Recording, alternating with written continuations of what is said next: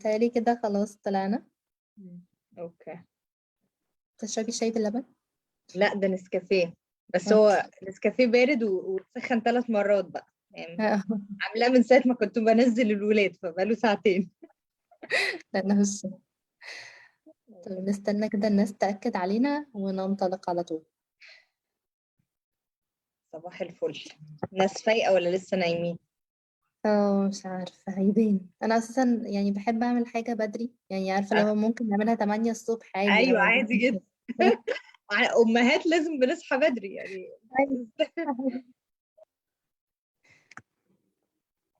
طيب أنا بتهيألي الصوت كده تمام والصورة. بيطلع لك الكومنتس عليا.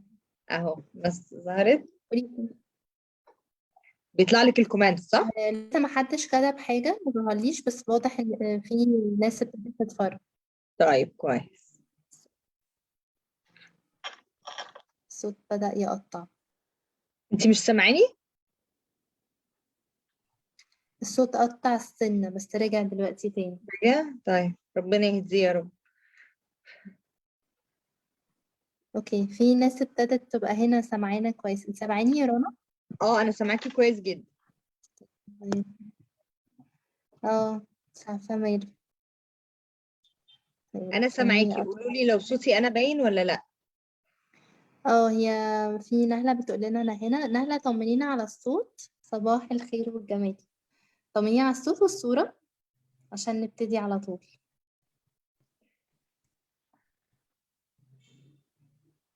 طيب الدنيا تمام الحمد لله، الناس بتقول كويس. السلام عليكم. ازيك يا رنا، عاملة ايه؟ ازيك يا ايوه. عليكم الحمد السلام. لله. طيب يا رنا، عايزينك بقى تكلمينا النهاردة عن موضوع شائك جدا وهو مش عيب. يعني وده اسم الكورس أصلا بتاعك، يعني أنا ايوه. خدته منه.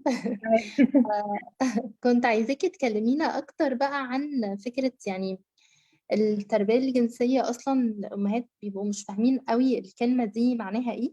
بيبقوا فاهمين إنه ده مثلا لما بيكبروا أو يعني مش للأطفال أو كده. فحابة تكلميني على النقطة دي الأول وبعدين نتكلم بقى في النقاط التانية اللي احنا محضرينها النهاردة إن شاء الله. اوكي. طيب مبدئيا هقول لكم سريعا كده انا مين للي ما يعرفنيش. انا اوكي. رنا هاني، مدربة تربية إيجابية وبوزيتيف سايكولوجي كوتش، وريسنتلي بقيت أخصائي صحة نفسية. ما شاء الله. بقالي كام سنة بشتغل في التربية وفي الكورسز ومعرفش ايه. بعدين لقيت حتة التربية الجنسية دي كل ما أذاكر فيها وأقرأ فيها وأقولها للأمهات ألاقي صدمة. صدمة يعني اللي هو في حتة تحس إن في حتة واقعة كده، وأنا شايفة إن هي إزاي دي حاجة مهمة جدا. كلمة تربية جنسية نفسها لما الأم تسمعها وأبدأ أقول إن إحنا بنعلم تربية جنسية من إمتى؟ إيه؟ نعلم تربية يعني إيه؟ إيه قلة الأدب دي؟ فهي تربية جنسية أو توعية جنسية. يعني ريسنتلي بدأت تتفهم إن إحنا مش بنعلم الأولاد حاجات غلط، ومش بنستنى لحد البلوغ عشان نبدأ نتكلم مع الطفل عن جسمه وعن علاقة جسمه بالناس، عن علاقته بجسمه، عن أصلا تكوين جسمه اللي ربنا خلقه بيه. اللي علشان كده انا مسميها مش حاجه عيب، لان ده مش حاجه عيب، ومن حق الطفل انه يبقى عارف كل حاجه عن جسمه وعن اجسام غيره وعن تكوينه اللي ربنا خلقه. جسم البني ادم ما فيهوش اي حاجه عيب، هو جسم البني ادم خاص، كله خاص. وانا من حقي احدد ازاي يتم التعامل مع جسمي، ازاي انا شخصيا اتعامل مع جسمي. انا ليا الحريه الكامله في التعامل مع جسمي. عشان كده ده اللي بتعمله التربيه الجنسيه، واللي هي اساسا الحجر الاساس عشان الطفل يحمي نفسه من التحرش. يعني احنا نقعد ندور ونسال ونعرف ولادنا ازاي عن التحرش. طب اقول لهم ايه؟ عارفه يا ايه، ساعه اخر حادثه تحرش كان فيديو منتشر، الاقي الامهات بتبعت لي بتقول لي ينفع نوري للولاد الفيديو عشان يخافوا؟ فبقول لهم لا، ما هو مش معنى يوري مش ده تربيه جنسيه اهو. لا لا ارجوكم لا. التربيه الجنسيه والحمايه من التحرش وكل الحاجات دي بتحصل عارفه كاجوال توك كده، حاجه سموث بتحصل بمنتهى البساطه، زيها زي ما بنعلمهم اي حاجه في الدنيا. فبالتالي هو وانا بادئه معاه من اول ما يتولد، من اول سن سنتين بادئه بوعيه وبكلمه سموذلي، يعني بمنتهى البساطه، من غير تخويف خالص ومن غير لفظ تحرش. فبالتالي لما يجي يدخل المدرسه ويبعد عن عيني، هيبقى هو اوريدي متأسس ازاي ان انا جسمي في حقي، ازاي مش من حق حد يبوسني ولا يحضني بالعافيه. فبتبقى الموضوع بيجي اوتوماتيك وتدريجي جدا جدا. التربيه الجنسيه عمليه تدريجيه جدا، ما بتبداش من يوم وليله، ما بتحصلش فجاه. ما بناخدش الولاد نقعدهم نديهم محاضره تربيه جنسيه ويبقى هو كده خلاص. هي عمليه تدريجيه وبنى. يعني انت بتبني طوبه فوق طوبه، تزودي معلومه فوق معلومه. وكمان هي ملهاش يعني ايدج جروب معين، اللي هو من سن كذا لسن كذا انت لازم تقولي كذا.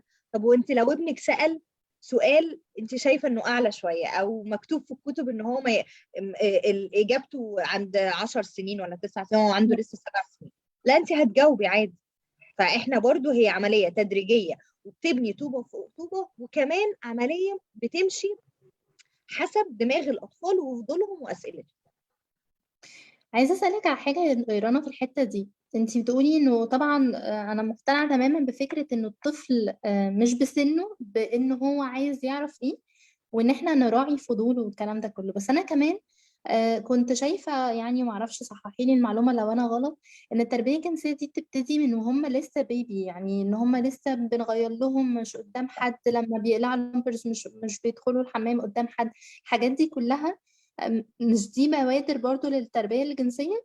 طبعا طبعا. التربيه الجنسيه بتبتدي من اول يوم يا ايه، برافو. يعني هو من اول يوم، من اول يوم ما امم. ابني في حضني وانا بتعامل مع جسمه وبغير له، هي بتبتدي تربيه جنسيه. يعني انا حتى في الكورس بتاعي بقول للامهات هو من زيرو لحد البلوغ، زيرو يعني. لو احنا بنبتدي من وهم ارض خصبه خالص، ما بستناش، لان التعامل بتاعنا مع جسم الولاد وانا بغير له وانا بزغزغه في جسمه وانا بسمي له اعضائه التناسليه واغني له واعمل له، كل ده بيبعت اشارات للطفل. هل انا جسمي المنطقه دي ايه، المنطقه دي جسمي انا ايه.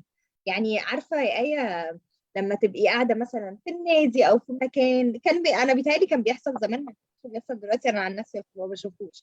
بتلاقي الام راحت فاتحه الدايبر والطفل قاعد في وسط مصر كلها، ولا الطفل ينزل يجري وهو قالع والام تقعد تضحك وكلنا نقعد نضحك ونهزر ونزغزغ. هي دي بتبعت للاطفال اشارات عكس تماما اللي احنا عايزين نقدمه لهم في التربيه الجنسيه. انا ما بتهيألي بضحكش. بيحصل بس في مستويات اجتماعية معينة. اه يعني لكن بتهيألي في ناس بقى يعني في ناس لا دلوقتي لسه ده الحمد عندهم لله. عادي. اه اه. بس هو زمان كان بيحصل بيتهيألي في كل البيوت عادي. قاعده في النادي تلاقي العده طلعت والطفل بيتغير له عادي. بس دلوقتي طبعا مع الوعي الحمد لله، يعني الدنيا مم. بدأت تختلف يعني. بس هي دي الفكره، ان انا من وانا بغير له، هي دي بروسيس، يعني بروسيس فيرم، مش بقعد ازغزغ، مش بسيبه قالع، مش بعلمه، بقول له إيه ده البرايفت بارت بتاعك، ما ينفعش تغير قدام حد، فالاخ الكبير ما يدخلش على الاخ الصغير وهو بيغير. الحاجات الصغيره دي بتخليه اوتوماتيك بجد والله. لما يقلع الدايبر ولما يروح الحضانه او يروح المدرسه، هو متعود، مش حاسس ان هو خايف، مش حاسس انه مخضوض او بيعمل حاجه غريبه، لا هي دي حاجه عاديه. زي ما بعلمه ياكل ويمسك المعلقه ازاي وبعدين يبقى بيعملها اوتوماتيك، وانا برضو بعلمه ازاي ما ينفعش يبين جسمه قدام حد، ما ينفعش يطلع، ما ينفعش باب التويليت يبقى مفتوح كده. بحاجات بسيطه، يعني حاجات بسيطه. لو انا معديه، عارفه في مرحله البوتي تريننج مثلا عند سنتين مثلا، فطبيعي الطفل بياخد وقت اطول في التويليت. لو انا معديه وباب التويليت مفتوح، اقفله في صمت. ما ينفعش نسيب باب التويليت كده، مش بنسيب باب التويليت كده. بس يعني فاهمه انا قصدي، ان احنا بنقدم المعلومات بشكل بسيط جدا واوتوماتيك جدا، فبالتالي هو من اول يوم بيبقى عارف ان انا جسمي ده ليه حرمه خاصه يعني. حلو جدا. وده ياخدنا بقى للنقطة اللي بعد كده.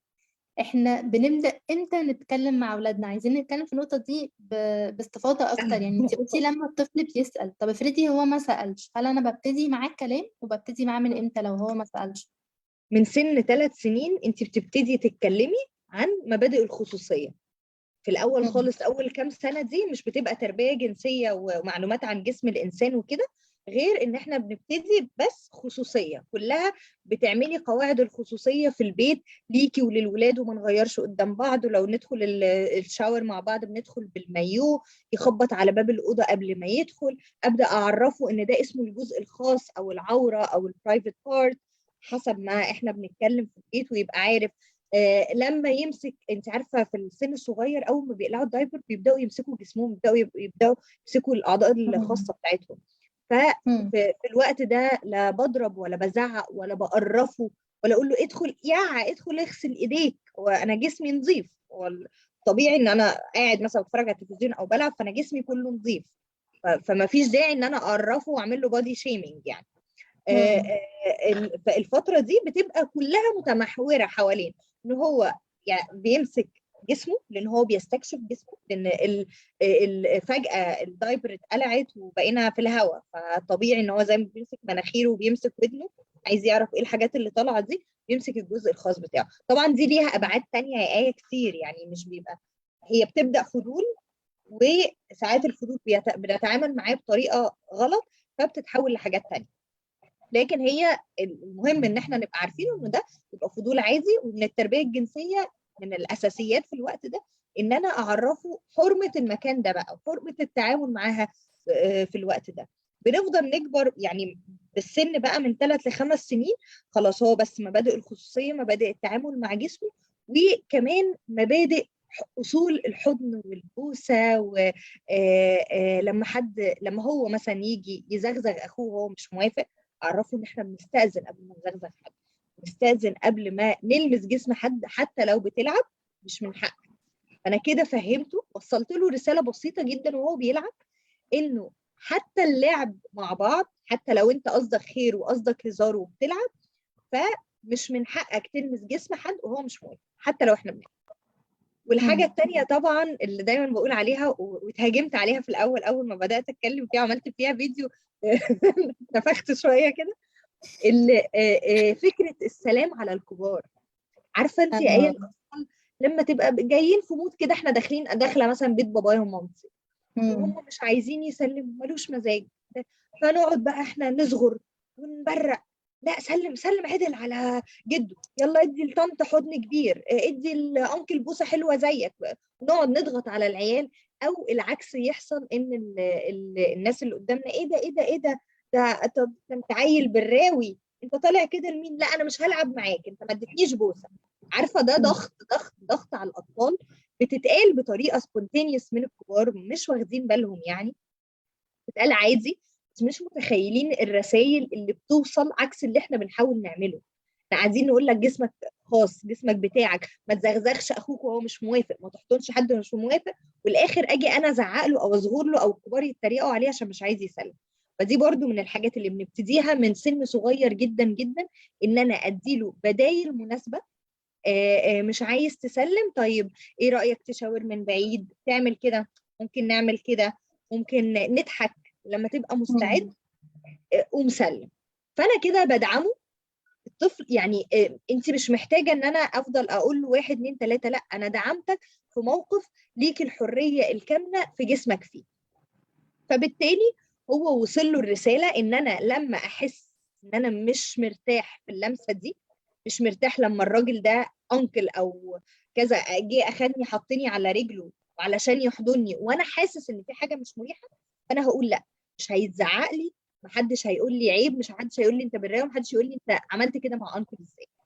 انت متخيله هي بتبدا منين الحمايه من التحرش؟ من حاجه بسيطه جدا جدا، ممكن نكون مش واخدين بالنا منها، بس هي فعلا اثرها النفسي واثرها بعد كده كبير جدا. بس آه، عايزة أقول حاجة في النقطة دي يا رنا، أنا متفقة معاكي جدا في النقطة دي، وما تسلمش غصب عنك وكل حاجة، بس بحدود لناس معينة. يعني ينفعش ده بالنسبة لي أنا كآية، يعني ممكن ده يكون يعني مش أصح حاجة، بس ده أنا اللي بعمله يعني. إنه بشوفه موقف، أوكي أنت عندك الحرية في جسمك وعندك الحرية إنك تسلم، بس ما ينفعش ده على تيتا وجده مثلا.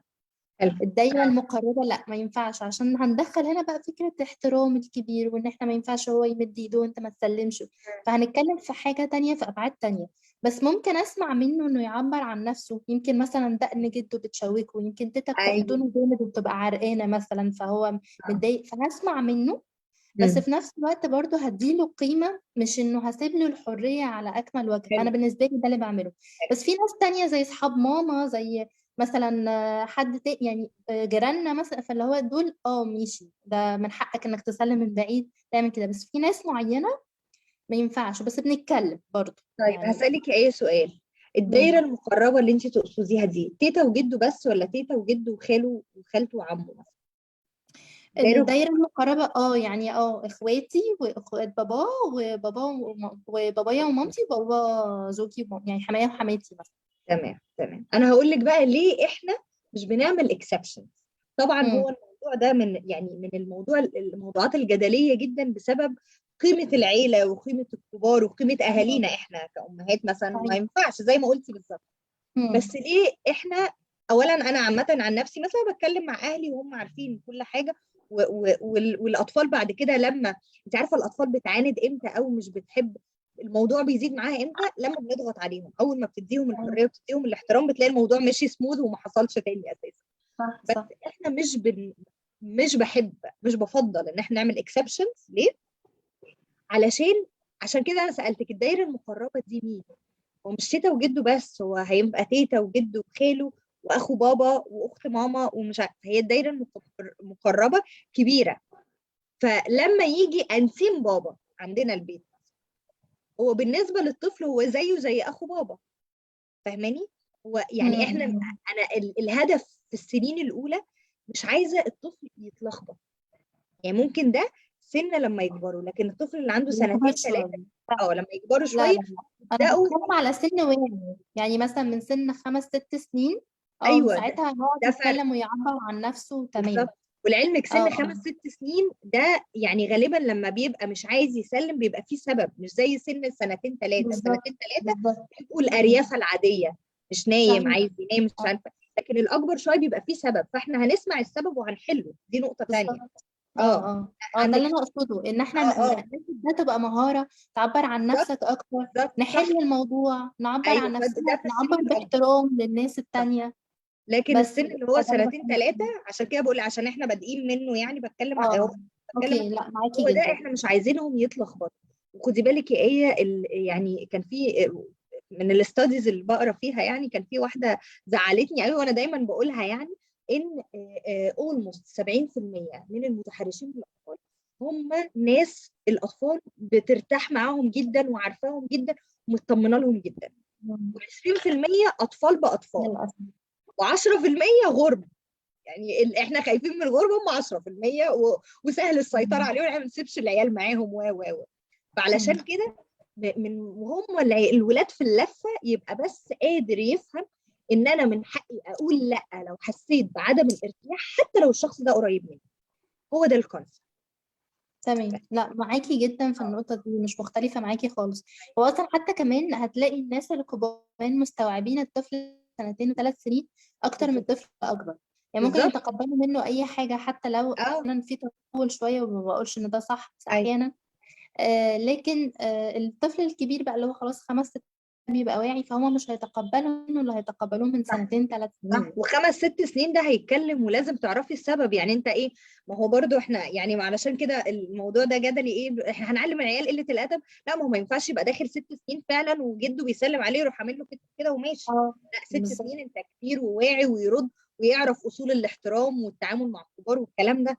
ويعرف حتى يفرق ما بين الدايره القريبه والدايره البعيده، يعرف يفرق ما بين مم. عمه وما بين صاحب باباه. صح صح، معاكي جدا. لا احنا متفقين كده يا رنا، خلاص اتفضلي كملي. بس ده في السن الصغير بنفضل بقى طول الوقت في السن الصغير ده نعرف مبادئ الخصوصية والأجزاء الخاصة والبرايفت بارتس والكلام ده. بعد شوية بيبدأ سؤال بقى إيه. أول سؤال يعني بيخبط في دماغنا كده في التربية الجنسية، هو أنا جيت منين؟ انا جيت ازاي؟ أنا جيت إزاي؟ طبعا الإجابة المعهودة بتاعت زمان اللي كانت بتتقال لنا، جت لي هدية. في ناس كانت تهزر تقول رحت السوبر ماركت جبتك وجبت أختك ومش عارفة إيه. طبعا الإجابات دي بقى إيه خلصت، والولاد أساسا أذكى مننا ما شاء الله. فما فيش الكلام ده. بس المهم اللي عايزه الناس تبقى عارفاه في الاول، اول ما السؤال ده بيتسال في السن الصغير، في سن 5 سنين 6 سنين كده، هم الولاد بيبقى دماغهم وبراءتهم كلها في، يعني بيكتفوا جدا باجابه البروسيس بتاع تكوين البيبي. يعني فكره ان انا اجيب له صور للبيبي وهو بيكبر من هو قد كده لحد ما يفضل يكبر، دي كافيه جدا بالنسبه لهم. هم مش بيبقوا عايزين يعرفوا البروسيس اللي في دماغنا احنا في الخضه اللي احنا بنتخضها، لا هو بيبقى عايز يعرف. انا بمنتهى البساطه هتقولي له انا وبابا لما كبرنا واتجوزنا ربنا حط البيبي في بطني، وابدا بقى اوري له فيجوالز عن بص البيبي بيقول ازاي، تعالى اوريك صورك، ممكن توري له صور السونار مثلا، مش عارفه ايه. انا حاطه لابني الصغير صور ابني قصدي الكبير وهو صور وهو صغير وصور السونار بتاعته، وكنت اقعد افهمها له واوريها له. ويعني في اطفال، بس انا صور السونار دي مش لاي طفل. يعني انا مثلا ابني الصغير بقى بيخاف منها، بيخاف فعلا منها، فاهم ايه الاسود ده، وكنت معلقاها اضطريت اشيلها. فعلى حسب دماغ الولاد، على حسب هتلاقيه بقى هو مشي معاكي بقى في الموضوع. طب وانا كبرت ازاي؟ طب وربنا بيجهز مكان بقى في بطني بيبقى دافي وبيجي لك كل الاكل، تلاقيه سالك ايه ده، طب وانا باكل ازاي، كنت باكل ازاي وانا في بطنك، طب مش عارف. فاهماني؟ فنمشي مع دماغه وشرح مبسط جدا جدا من غير ما تحسسه ان هو عمل جريمه. بعد شويه طبعا كل ما بيكبروا طبعا الاجابه بتتقل وبتكبر، وبنبدا نخش في تفاصيل اكتر لحد ما بنوصل بيهم لحد سن مثلا 10 سنين. خلاص بنبقى اوريدي احنا بنجهزهم عشان نتكلم في البلوغ.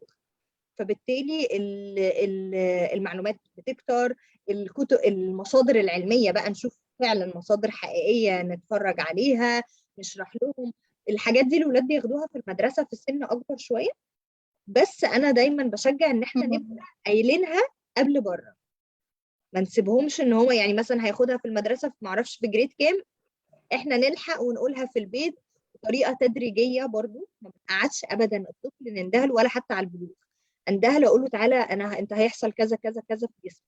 لا، هي الموضوع تدريجي، وكمان سنه مثلا هيحصل كذا، كمان سنه هتكبر وهتبقى مكلف بكذا، جسمك هيتغير مره كده مره كده مره، لحد ما نقعد قاعده نلم فيها كل الحاجات. بس ونمشي موافقاكي طبعا مع جدا. دماغ، نمشي ده ايه معلش؟ نمشي مع اسئلتهم. بالظبط، انا موافقاكي جدا، لانه كمان دلوقتي المراهقه بقت مبكره. يعني فكره انه مثلا من 9 ل10 سنين مثلا، خصوصا في البنات، هتلاقي البنات مركزين اكتر من الولاد. الولاد احيانا بيبقوا في ايوه. البلاله شويه، لكن البنات تحس ان هم مركزين وعايزين اه. يعرفوا معلومات، ومركزه مع فلانه اللي جسمها كبر وفلانه بقى شكلها مختلف، فبيبتدوا يسالوكي اسئله اكتر كمان بتهيألي من الولاد يعني. اه. احيانا يا رنا بنرد على الولاد بالتعقيدات بتاعتنا احنا، يعني تعقيدات الكبار، ان هو ازاي يقول كده بقى وبنت عندها 4 سنين، ونحس ان احنا بنخضها اصلا من خضتنا. وهم يعني بيبقوا عايزين اجابات بسيطه جدا، يعني اللي هو انت كنتي في بطني وطلعتي من بطني، يعني موضوع بالظبط. بسيط ان الاجابه دي تكفيها اصلا دلوقتي. صح. تجيلك مثلا بعد شهر تسأل سؤال تاني مثلا اكتر. اه. فالموضوع فعلا بيبقى بسيط، بس احنا اللي بنعقده بتعقيداتنا احنا. بنتخض وبنحس ان هو ايه ده، جبت المعلومه دي منين؟ ما هي ممكن تبقى فضول طبيعي جدا يعني. صحيح صحيح. طيب، احنا كلامنا خلاص، نبتدي امتى مع الولاد ونبتدي ازاي. تعالي بقى نتكلم اكتر على الاسئله بتاعت الولاد. ايه الاسئله التانية مثلا اللي ممكن تقابلك وازاي ممكن نتكلم فيها او كده، بعدين ناخد اسئله الناس يعني. اه ماشي. اهم قاعده في الاسئله زي ما انت قلتي، موضوع ان احنا بنخض الولاد ده. انت عارفه في دايما حاجه بقعد اقولها للامهات، طول ما الولاد بتسال احنا كده في امان. والله بجد، طول ما هو عنده مم. فضول كل ده بيصب عندي في البيت، انت كده هتبقي يعني نعمل فرح. اول ما تلاقيه بطل اسئله يبقى هو بيجيب الاجابات من حته تانية، وعنده اسئله، الاسئله ما بتروح، وعنده اسئله. او خايف يسأل. الف بالظبط. سلامة عليك. خايف يسأل، اتقفل مرة في التانية، جاوبت إجابة كذب، يعني إجابة مش حقيقية، ظنا مني إن مم. هي هتقنعه، فهو عرف الإجابة من بره ففقد الثقة أصلا في معلوماتي. مم. فالمهم إن إحنا لما الولاد تسأل، أولا أشكره مهما كان السؤال بيخض، أشكره إنه جه سألني، اشكره ان هو دماغه بتفكر، فبالتالي انا بشجعه على التفكير. يعني حتى لما نجاوب وفضلوا يسالوا نفس السؤال كذا مره، هم بيبقوا محتاجين ان هم يسمعوا مننا. فايتس اوكي، ده مش معناه حاجه غلط او ان هو دماغه غريبه لا، هو عايز يسمع منك ومحتاج ان هو يعرف اكتر عن الموضوع، فاديله. لو مش عارفين نجاوب بقى على سؤاله، وده اللي في الغالب بيحصل، وده حق عادي، حقنا، انا مش مرتبه كلام معين اقوله، فاقول له ان انا هروح مثلا، لو انا وبابا مثلا متعودين ان احنا نتكلم في الحاجات دي. طيب انا مبسوطه قوي ان انت سالتني السؤال ده، مبسوطه قوي ان انت مخك بدا يكبر وبداتي تساليني الحاجات دي. انا بس محتاجه وقت، هشوف انا وباباكي هنتكلم معاكي ازاي، نشرح لك بقى براحتنا، او هسال حد او هقرا كتاب عشان اوصل لك المعلومه بطريقه مناسبه لسنك. بس. والمهم بقى ان انا ارجع لبنتي او ارجع لابني اللي سال السؤال. من الحاجات دايما اللي بتتقال لي، مثلا تبعت لي تقول لي بصي ده انا بنتي سالتني كذا، بس انا بقى ايه، انا عملت لها تشتيت، عملت لها ديستراكشن، الحمد لله نسيت، فلتنا. اللي هو دايما اقعد اقول لها اسمه انت، هي ما نسيتش. هم مش هينسوا. هي هو بتدور في حتة تانية حضرتك. طبعا طبعا هي ممكن مم. تنسى فعلا يومين ثلاثه، هيرجع السؤال يبوب اوت تاني، فخلاص هي ماما ما قالتليش، مم. ماما قالت اساسا ان هي لسه هتدور وكذا، او لهتني وما ردتش، فخلاص انا هروح بقى ايه ادور على الانترنت. والانترنت دلوقتي يعني الحمد لله قام بالواجب وزياده، هسال اصحابي واسمع فتيات كتير، فتي يعني كتير. أيوة. فالمهم انك لما تقولي لها ان انت ترجعي له تاني بالاجابه، واسالوا مش غلط يعني، اسالوا، نبعت لحد نساله، ندور في كتب، نشوف المعلومه في دلوقتي يعني مقالات كتير وحاجات كتير مكتوبه في التربيه الجنسيه باجابات كل حاجه، مم. فمش غلط خالص. والمهم ان احنا نبقى اجابتنا صح، مش كذب ومش تشتيت ومش يعني مش اقول له اي معلومه اكروته بيها وخلاص. لازم الاجابه تبقى صح وعلميه على قد سنه. ما حاولش اديك ديب قوي في المعلومات. يعني لو مثلا طفل 6 سنين حاسه ان هو بيسال سؤال كبير قوي، او يعني انا شايفه ان هو مش مناسب دلوقتي، لازم اجاوب. ما ادخلش في التفاصيل قوي، بس افضل يعني بعد ما اجاوب اشوف هو كده تمام، انت ايه رايك، انت كده فهمت، محتاج تعرف حاجه تاني؟ لو محتاج تعرف اي حاجه I'm here for you، ممكن تجي لي اي وقت. انا مبسوطه قوي بجد ان احنا بنتكلم مع بعض في الحاجات دي، عشان حتى نسهل على نفسنا بعد كده ما نيجي نتكلم على البلوغ. انت عارفه المشكله اللي بتقابل كل الاهالي ايه في حته البلوغ؟ والله هو سؤال واحد مم. بيتسال، اتكلم في الحاجات دي ازاي، افتح الموضوع ازاي، يعني انا مش مصدقه، مش مصدقة. هقول ازاي؟ فهو ده بيبقى اوريدي من بدري، وانت اي سؤال اي حاجه غريبه بتشوفيها بتتكلموا فيها، اي سؤال بيسالوا بتجاوبوا عليها، اي مشهد غلط في التلفزيون او حاجه مش مناسبه لينا عدت كده في مم. التلفزيون. عارفه ايه زمان كنا ايه، نقفل على طول كده او نقلب وكل العيله قاعده محدش يتكلم، يعني احنا كنا شفنا عارفين ان في حاجه وحشه محدش عارف ليه. ف هو حلو ان احنا نقلب او ان احنا نغض النظر وما نبصش مم. والكلام ده، بس نتكلم بقى، نساله. لاحظت على ابني ان هو ايه، بيضحك مثلا، بيعمل على ايده كده او يدش في الناحيه الثانيه، او يبقى هو كده في دماغه حاجه ناحيه المشهد او البوسه اللي شافها او كده. اساله هو انت ايه رايك اللي بيحصل ده، اخد الموضوع بهزار وابين ان انا خدت بالي ان انا ضحكت، واساله واتكلم معاه في الموضوع، اعرف دماغه فيها ايه، في نفس الوقت اعوده ان هو يتكلم معايا باريحيه. تمام مم. كده؟ انا رديت عليكي على موضوع الاسئله صح؟ اه، حلو جدا. انا كمان عايزه اقول لك انه كمان في حته ان احنا هنقول لهم هنروح وهنرجع لكم، او هنروح ندور ونبحث، دي حاجه كمان بتديهم ثقه اكتر فينا ان احنا فعلا هندور وهنهتم وهنبحث، واحنا ما عندناش المعلومه الكامله لكل حاجه. صح فبالتالي احنا مفيش حد كبير عن التعلم، وان احنا مفيش مشكله ان احنا نروح نتعلم ونرجع. بالظبط. فدي برضو حاجه بتديهم يعني مصداقيه اكتر. مم. وكمان انت بقى يعني الام، يعني لو هي عندها مشكله اصلا في ان هي تتكلم في حاجه زي كده، فهتبقى خدت الخطه وراحت هديت شويه حتى صح. لو هي عارفه الاجابه، آه. وترجع تتكلم بهدوء عشان ما تبقاش متوتره، ما تحسسوا ان بالظبط. في حاجه اصلا هنا غلط. صح فمش صح عارفه يعني اذا كان ده انت صح موافقاني عليه ولا لا.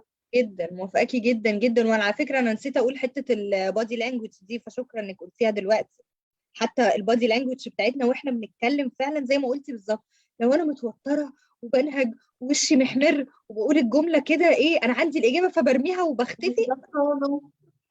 يعني هو هيبقى اولا هو التوتر هيتنقل لهم وهيبقى عارف ان انا وترتك وهو حبايبي هم برضو. انت ممكن تصعبي عليه لو هو حطك في موقف او حطتك في موقف فخلاص انا مش لازم اسالها، ده هو الموضوع كبير واضح كده.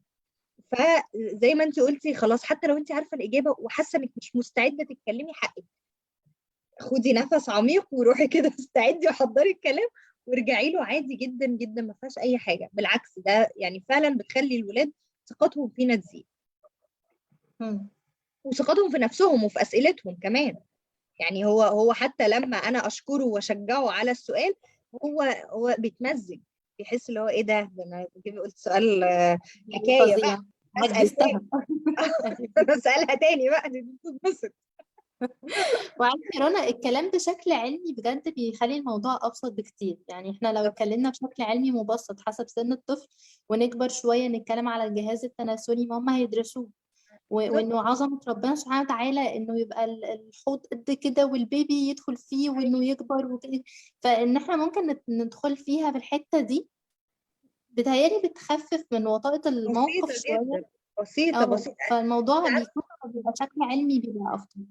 عادي يعني فعلا بتحسي هو الطفل كمان ما بيحسش ان في حاجه مختلفه، ولما تيجي تقولي له على فرق الجهاز التناسلي بتاع الولد عن البنت وانت اوريدي معاكي سورسز علميه وبتحكي في الموضوع عادي. انت عارفه في الصيف اللي فات كنت بقول للامهات اللي اولادهم يعني اكبر شويه ان مم. احنا اعملوا اكتيفيتي في الصيف، ان احنا كل مثلا اسبوع بنتكلم عن جهاز من اجهزه الجسم. فالنهارده هنتكلم عن التنفسي وبعدين الامعاء وما اعرفش إيه. وبعدين ننزل على التناسلي. قلت لهم لما بيجي دور التناسلي احنا وهم هنقول بمنتهى السلاسه زي ما شرحنا اللي فات هنشرح ده. هم مش هيحسوا باختلاف ومش هيحسوا بحاجه غريبه او حاجه تكسف او هيضحكوا او كده، ولا هيروحوا. يعني من الحاجات اللي برضو الناس بتبقى قلقانه منها في التربيه الجنسيه ان الطفل لما يعرف معلومه يفضل يروح يقولها لكل الناس او دول هيتكلموا في الحاجات دي. وانا لما مم. بقول الكلام بطريقه علميه بطريقه بسيطه بطريقه عاديه وسهله مش بيروحوا يقعدوا يكرروا، ولو كرروا هيكرروه بنفس الطريقه. بشكل علمي، حاجه معلومة جديدة علم عرفوها. بالظبط. مم. وبلس بقى ان احنا مهم برضو ان احنا من اول 5 6 سنين نبدا نركز في موضوع خصوصيه الكلام. زي ما في خصوصيه الجسم في خصوصيه الكلام، هي في حاجات معينه بنتكلم فيها مع ماما وبابا مش بنتكلم فيها بره. دي حاجه مهمه في التربيه الجنسيه عامه، لان انت لو ماشيه مع اسئله ابنك واسئله ابنك متقدمه شويه تبقي معرفه برضو ان في اشياء خاصه مش بنحكيها بره، وتوقعي ان هو يقول بره عادي جدا. بس المهم ان انت تبقي موصله له الموضوع بطريقه علميه بسيطه. فعلا الموضوع ما فيهوش حاجه عيب خالص يعني. مم. هو انا اصلا كمان ده بيدي نوع من انواع الثقة اكتر بينا. يعني انا مثلا لما جيت اتكلمت مع بنتي وكان حصل موقف كده، واتكلمت معاها على فكرة البلوغ بدري شوية، انها كانت سألتني سؤال فاتكلمت معاها بشكل علمي عادي جدا. وبعدين هي ابتدت مثلا ما تقول لي مش عارفه كان ايه الموقف اللي حصل يعني، فكانت هتحكي لحد من صحابها، فقلت لها انا مش عايزاكي تحكي عشان انا مش عارفه اذا كان مامتها مكلماها في حاجه زي كده ولا لا. فهي صح. حست انها عرفت حاجه مختلفه وحست بثقه اني واثقه فيها، فخلاص ما بقتش بتتكلم في ده. فهما بالظبط. يعني فعلا لو في علاقه بينا كويسه بتصب بقى في حتت كتير قوي يعني. صح ف... بجد. والموضوع طيب، بجد ابتدت يعني الاسئله. يقوي العلاقة جدا والله يعني. فعلا بيخلي الأطفال عندهم ثقة فينا وفي نفسهم طول ما احنا متكلمين معاهم في موضوع حساس عند العالم كله، بس في بيتنا هو عادي حقك تتكلم معايا وتسألني.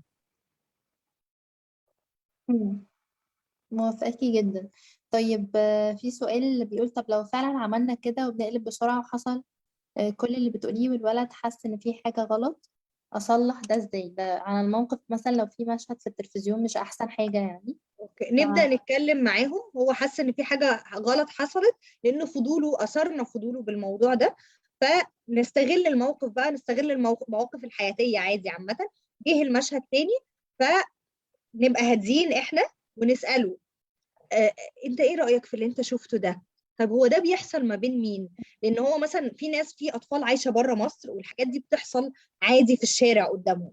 فلازم نبقى احنا متكلمين معاهم في مبادئ بيتنا احنا الدايره الصغيره، مبادئ المجتمع اللي احنا عايشين فيه، مبادئ الدين بتاعنا، هل ده متوافق ولا لا؟ طيب هل المشهد ده بيحصل انت هتعمله في يوم من الايام؟ اه بيحصل within rules معينه. السؤال اللي بعده الاوتوماتيك اللي بيجي، هل انت وبابا بتبوسوا بعض؟ ده السؤال اللي بيتسأل. طب انتوا بتعملوا، دي حاجه برايفت جدا، دي حاجه خاصه جدا، ما بنعملهاش قدام الناس. ليه؟ لان هي حاجه خاصه، الناس بتعملها في وقت معين تحت مظله قواعد معينه. طب هل احنا بقى ينفع نشوف الكلام ده؟ انت حاسس انك عايز تشوفه؟ انا مش احنا شفناه خلاص؟ طيب قواعد ديننا بتقول ايه، او قواعد بيتنا بتقول ايه؟ طب هنتفق بقى على قواعد معينه، علشان هو وارد جدا الطفل يشوف مشهد كده ولا كده واحنا مش قاعدين. يعني احنا دلوقتي متحكمين وبنقلب بسرعه، طب لو انا مش موجوده معاه ايه اللي هيحصل؟ فاحنا نتفق معاه ونخليه هو اللي يطلع القواعد دي. لو هو كبير شويه 6 7 سنين يطلع معانا، ايه رايك هنعمل ايه؟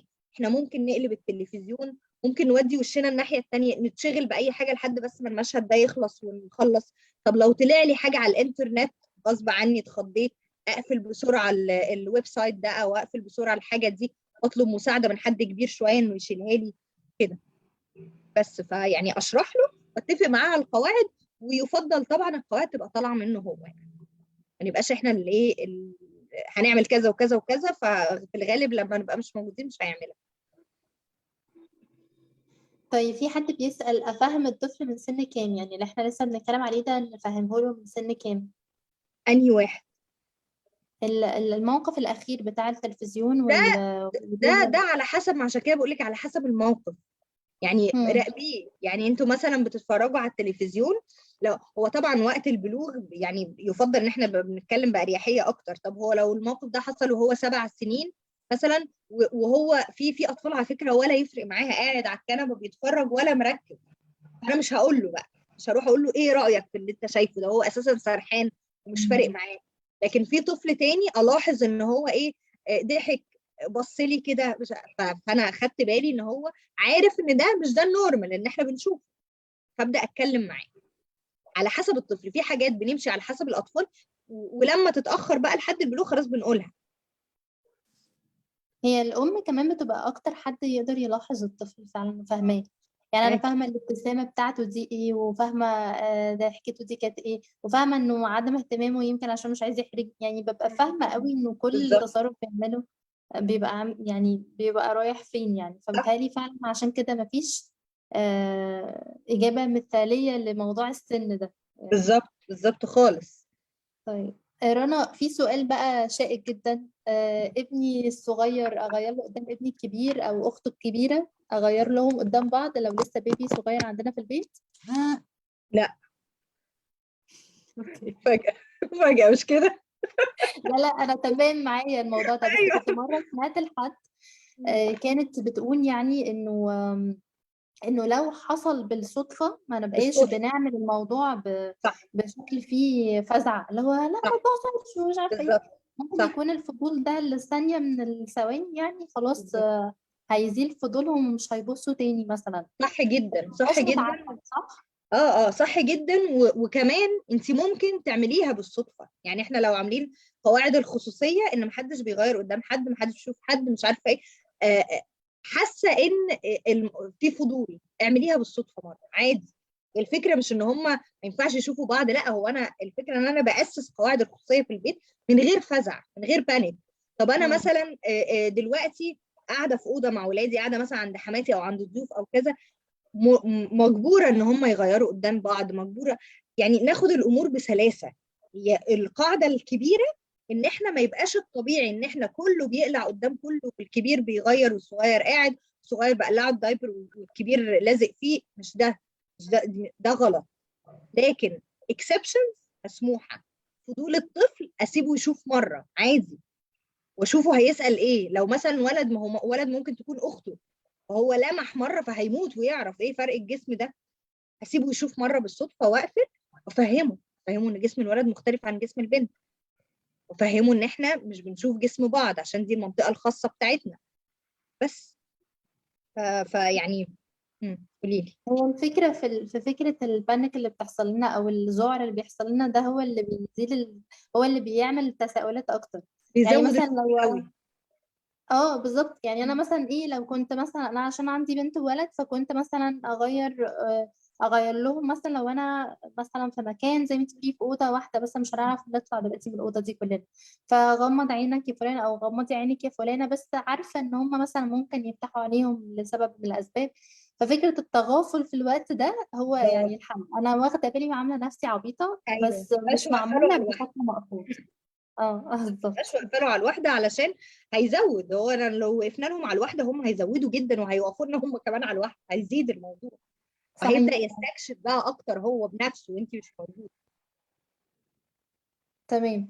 طيب هي في حد بيسأل لو ابني سمع شتيمة يعني شتايم مش كويسة قذرة يعني، وتقول ايه الكلمة دي، اقول له ايه، هو سنه 10 سنين. 10 سنين؟ ده 10 اه. سنين لو الشتائم اللي انا متخيلاها يعني، هتقولي له ان الشتايم هو دي بيقول معناها شتايم بالأم ومش كويسة يعني. بالام. اوكي، انا كنت متخيله حاجه تانية. طيب لا، مم. شتايم بالام عادي، قولي له ان هي دي حاجه مش مسموحه عندكم. يعني اصل هو بيسال، مش فاهم هو بيسال معناها ايه. بيسأل على المعنى. اما الشتيمه بالام يعني بيسال مامته، بيشتم مامته قصدي، يعني حد بيشتم مامه حد. يعني هو مش، هو سمعها تقريبا في ايوه هو. الشارع أو حاجة، ورجع بيسألها. اه لا، هو انا مش، انا بما اني مش عارفه الشتيمه مش قادره احدد، بس انت جاوبي عليه اجابه صح. يعني قولي له لو هو 10 سنين هو مستعد يعرف جدا يعني. فانت على حسب معنى الاجابه قولي له الاجابه دي، الشتيمه دي معناها ان مثلا حاجه خاصه ما بين الراجل والست ما ينفعش تتقال على حد. شتيمه بيشتم امه بحاجه غلط جدا. يعني اشرحي معنى الموضوع، قولي له ان دي مش مسموحه خالص، وان اللي بيقولوها احنا مش هنعمل. انا ما بحبش اعمل ليبل اصلا على اي حد، يعني اللي بيقولها ده مش متربي لا، اللي بيقولها يمكن ما يعرفش ان هي غلط، يمكن هو عنده الرولز بتاعت بيتهم مختلفه عندنا. احنا ما بنطقش ابدا الكلام ده، ولا بنقبل ان هو يتقال لنا. بس يعني set the rules، وتوقعي ان هو ممكن يجربها. مم. يعني في اطفال بتحب تجرب الحاجه اللي اتقالت، يقول لك لا اصل ما قلتش. لا، بالذات 10 سنين ده داخل، ده مراهقه يعني، فايه داخل على سن اللي هو فين الغلط، واندهولي اندهولي كده انا جاي. طيب في سؤال تاني. ابني عنده 3 سنين ونص، ودايما لما يجي يحضني يحب يطبطب عليها أو يحسس من مكان الرضاعة. يعني هو دلوقتي في بيبي أصغر منه، لكن هو بيعمل كده من قبل البيبي. حاولت أتجاهل برضه بيعمل كده، وبعد كده بقيت أقول له ما ينفعش نحط إيدينا كده ونحضن ماما. المهم إن يعني فضل برضه بيعمل نفس الشيء يعني. م-م. تعرف ده ليه وتعمل معاه إيه يعني؟ هو 3 سنين ونص لو هو كان بيرضع طبيعي او اخوه بيرضع طبيعي فده عادي جدا جدا جدا. المنطقه دي بالنسبه لهم بتبقى بجد امان.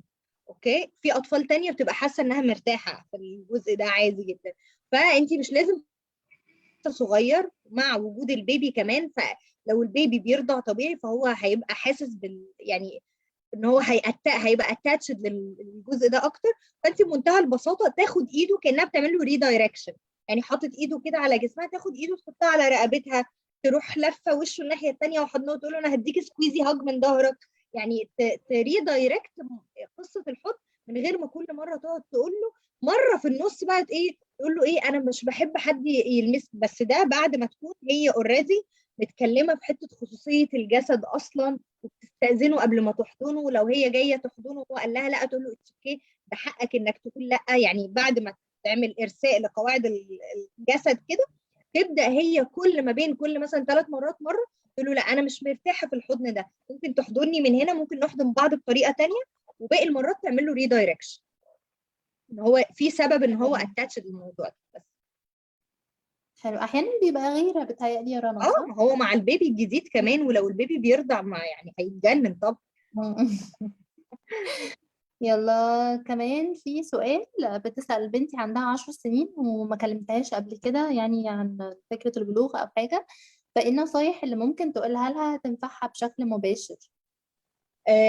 10 سنين انت خلاص المفروض تبقي هتستعدي بقى، خلاص هتكلميها عن البلوغ عشان ما تعرفش من اصحابها. ممكن حد من مم. اصحابها يبلغ فيحكي لها. فاولا في البلوغ دايما لما نيجي نتكلم بنحكي عن خبراتنا احنا. يعني على اللي انا عديت بيه واللي انا حسيت بيه. مهم ان الطفل يبقى حاسس ان احنا كلنا زي بعض، كلنا بنعدي بالحاجات دي. فاحكي عن نفسك، خلي الموضوع لايت ولذيذ.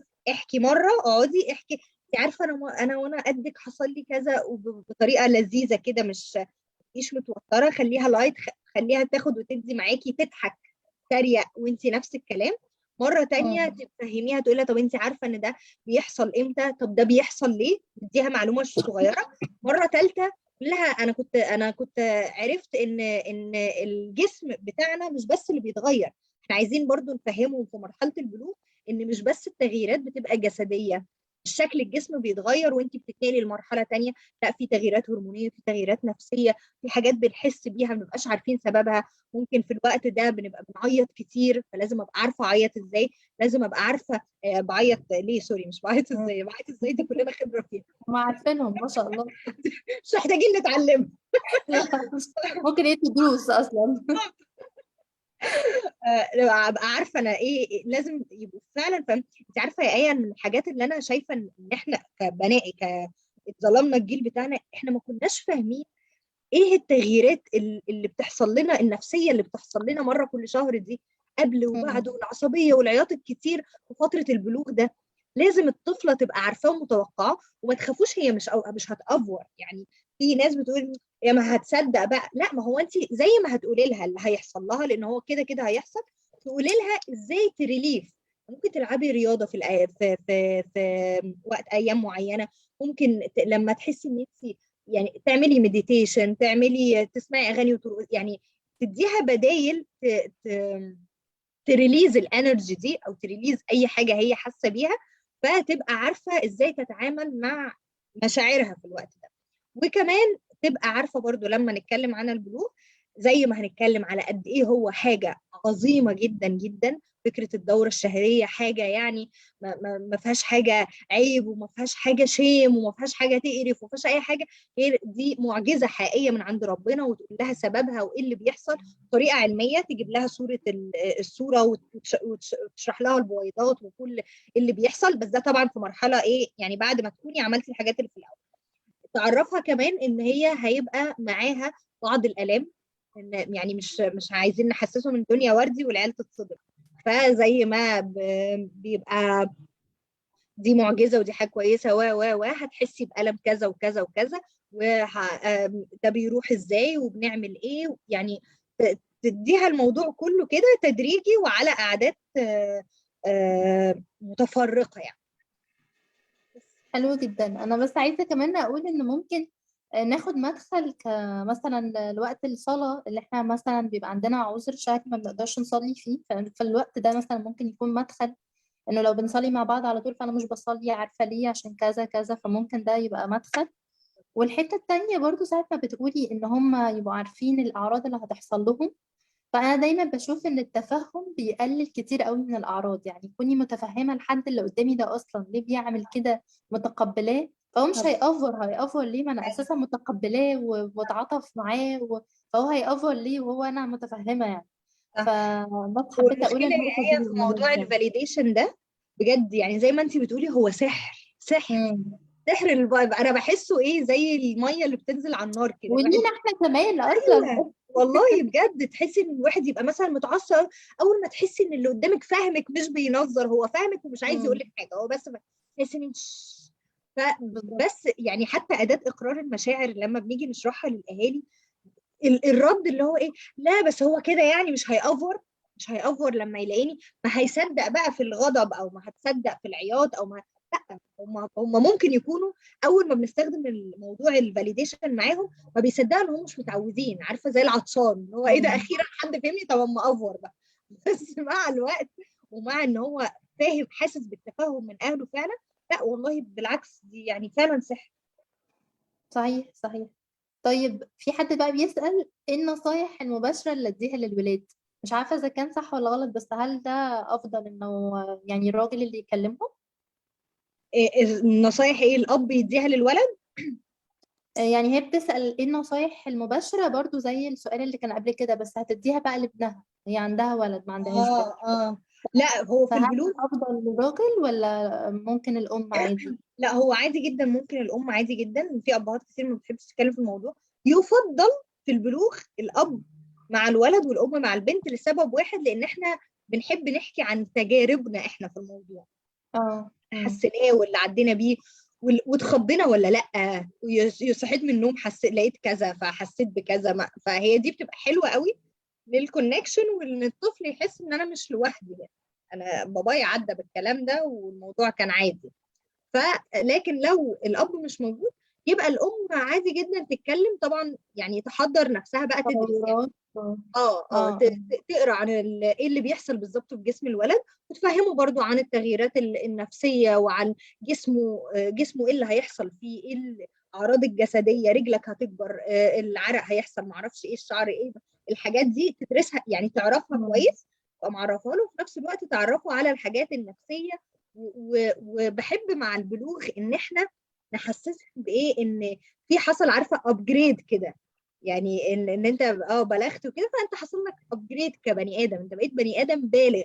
يعني ممكن مثلا نديهم مسؤوليات حلوه، يعني مش مسؤوليات نكترهم بيها زياده، نديهم مم. صلاحيه زياده، مش عارفه ايه يعني، نخلي فكره البلوغ نفسها فكره مدياهم ثقه في نفسهم، لان انت عارفه ايه اكيد المراهقين اصلا مم. ثقتهم في نفسهم بيبقى بسبب التغييرات الكتير اللي بيعدوا فيها خلال السنتين الصغيرين. لخبطة كتير، هما مش عارفين هما صغيرين ولا بالظبط. كبار ولا مالهم.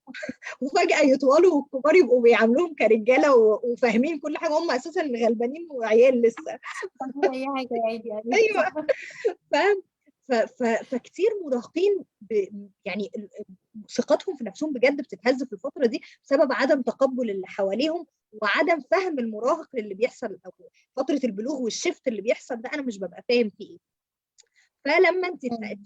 تديله تعملي له فاليديشن للتغيير اللي بيحصل، وفي نفس الوقت تعملي له ابجريد للفتره الجديده من حياته دي هتبقى حاجه لطيفه يعني، لفته حلوه منك. ماشي. طيب الأم اللي كانت بتسأل على النصايح المباشرة اللي تديها لبنتها وهي 10 سنين، مش لسه ما كلمتهاش، بتسأل بقى إزاي تديها نصايح عشان تحافظ على نفسها من الغير.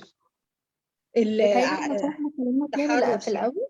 اه اه. اه اه ولا في حاجة تانية عايزة تضيفيها؟ لا هي 10 سنين، هي دي نصايح مباشره، يعني 10 سنين هي اه. لازم.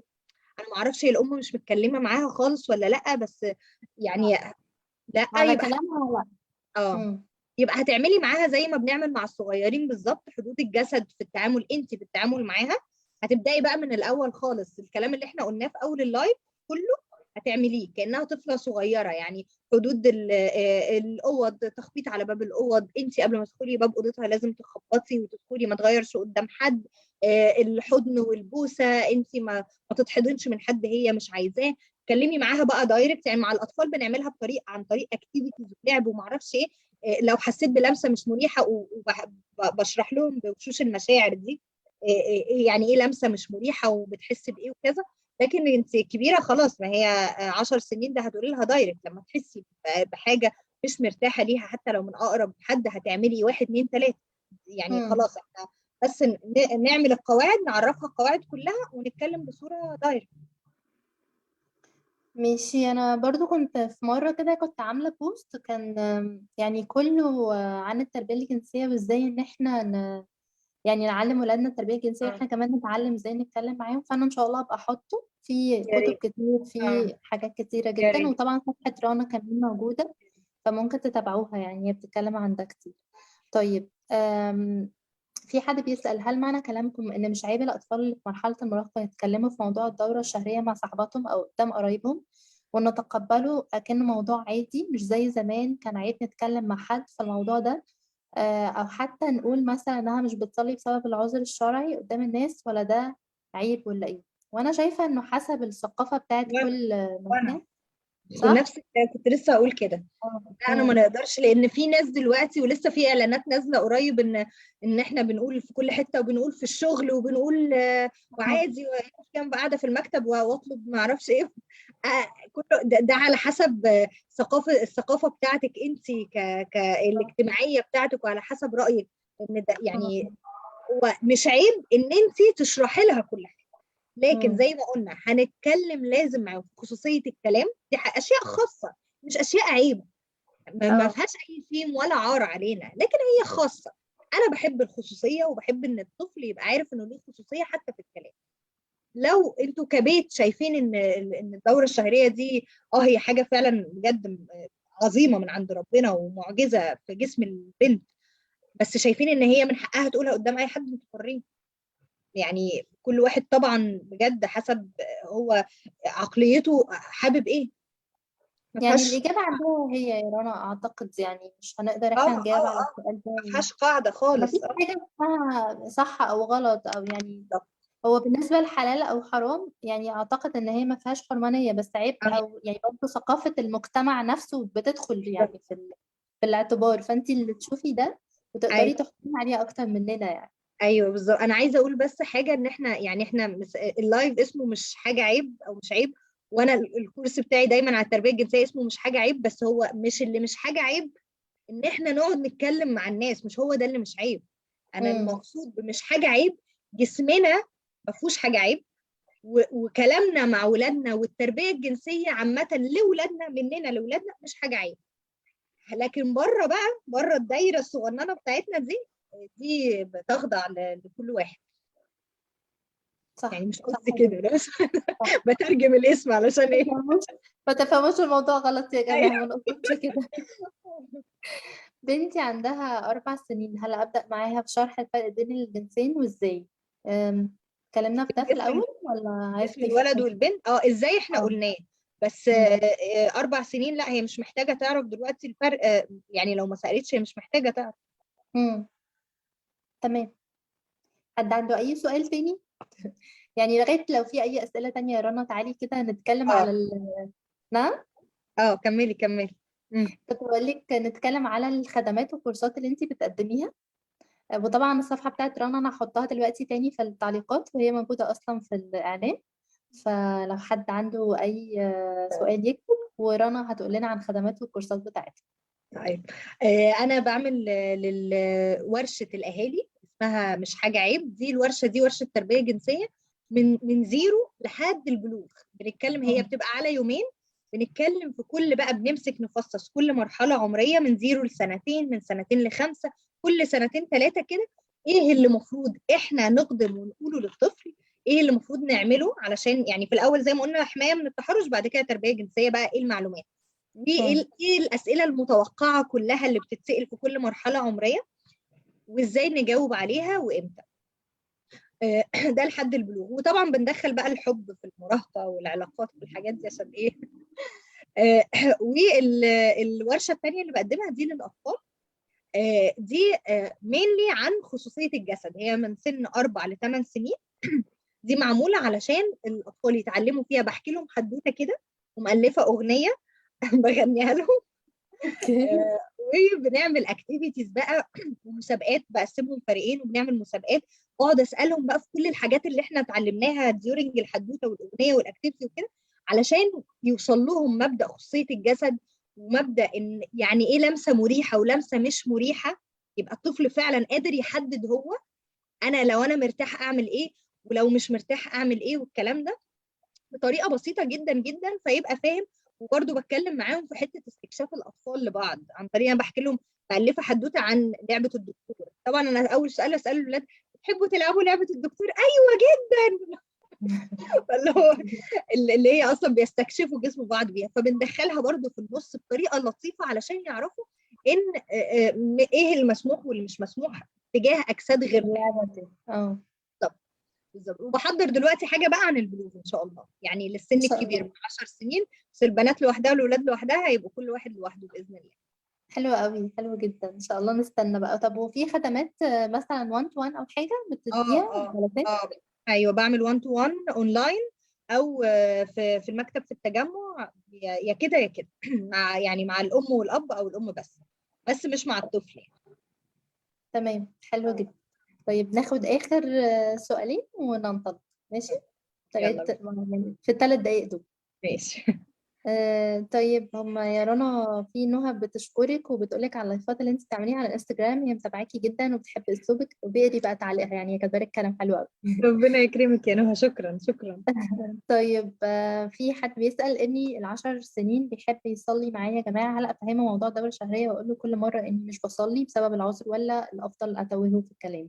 احنا لا قلنا مش هنتوه في الكلام شوفي خالص. اول اللايف عشان موضوع توهه ده، أيوه. عايزه اسمع الكلمه دي تاني. أيوه. لكن طبعا 10 سنين طبعا قولي له، ده 10 أمم. سنين ده فرصتك. يعني 10 سنين المفروض تتكلمي معاه على البلوغ، ومفروض يبقى عارف الفرق ما بين جسم الولد والبنت. وفي حاجه كمان مهمه، كويس ان السؤال ده اتسال. الولاد أمم. لازم يعرفوا عن الدوره الشهريه، هو مش معنى ان الولاد ما يخصوش، لازم يعرف، لازم يبقى عارف ان ماما بتتعب في الوقت ده، وهي بتبقى مرهقه وممكن تبقى عصبيه في الوقت ده. لازم يبقى عارف الحاجات دي. في 10 سنين لا، قولي له الاول ابدايها بان انت ما بتصليش في الوقت ده، انا مش هينفع اصلي. ليه؟ جاوبي بمنتهى، وانا عندي مقال على البيج هتلاقيه، ماما انت مش بتصلي ليه، هو اسمه كده. فهتعرفي يعني شوفي الستبس وقوليها، قولي له عادي جدا طبعا. وده يدخلك على البلوغ بقى، يعني فرصه. استغلوا الفرص في السن ده، ان هو المواقف الحياتيه نستغلها عشان ندخل على ان احنا نتكلم عنها. تمام، حلو جدا.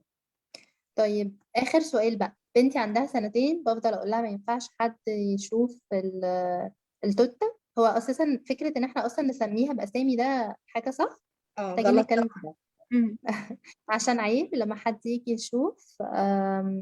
بس لما بقى لما بتكون، ثواني يا جماعة محدش يبعت حاجة. كانت بتروح. لما بتكون ما لبستش هدومها ممكن تفضل تلعب.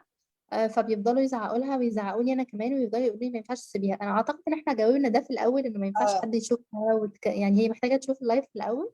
مم. بس ممكن نرد على حته المسمى، يعني فكره ان احنا تسميه واحنا برضو قلناها في الاول، هقولها لك بسرعه. احنا لازم اه. الاطفال من اول ما بيبداوا نعلمهم مناخيري وودني وعيني، نعلمهم ان الجزء ده ما اسموش بوبو وتوته والحاجات دي، هو اسمه جزء خاص، برايفت بارت، عوره، زي على حسب ما انتوا بتتكلموا ايه في البيت.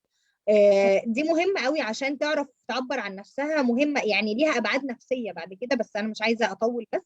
مم. دي اول حاجه. تاني حاجه، هي ما ينفعش ان هي سنتين، مش عشان صغيره ان هي تبقى بتتغير قدام الناس او كده. وما تقولي لهاش دايركت، ما تقعديش تقولي لها ايه، ما ينفعش حد يشوفنا، ما ينفعش حد يشوفنا. لا، انت رول موديل. اللي انت بتقوليه رول موديل. هي مثلا جايه بتغيري لها، قولي لها ايه، احنا لازم ندخل التويليت عشان مش بنغير قدامها. دي مره.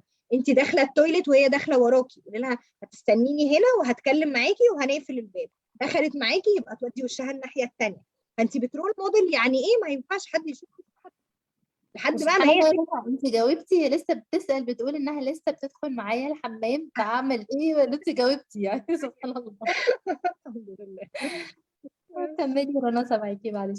بس فاحنا يعني مش بنقعد سنتين، ولا حتى الكبار على فكره، ما نقعدش اه. ندي تك تك نقول كلام كلام، واحنا اصلا بنعمل عكس، بدخل التويليت واسيب الباب مم. مفتوح عشان هي صغيره مثلا. لا، انت مم. وريها الاول ايه اللي المفروض، وبعدين ابداي اتكلمي عنه. موافقاكي جدا جدا يا رنا، شكرا جدا بجد. عفوا. معلش اخدنا من وقتك والولاد بره، يعني روحي بقى كملي بالعكس، استمتاع.